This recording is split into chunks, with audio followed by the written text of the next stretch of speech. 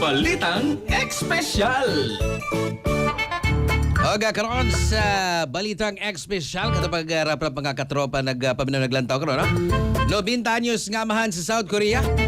Sabihan no. Grabe ning pagmahal sa amahan ha. 23 anyos nga nagwelga aron lang makitaan ang iyang missing anak. Kalohin taon sa mong amahan. So ato ning sero ang kompletong detalye pinagi ni Katropang Raybags. Good morning. Good morning.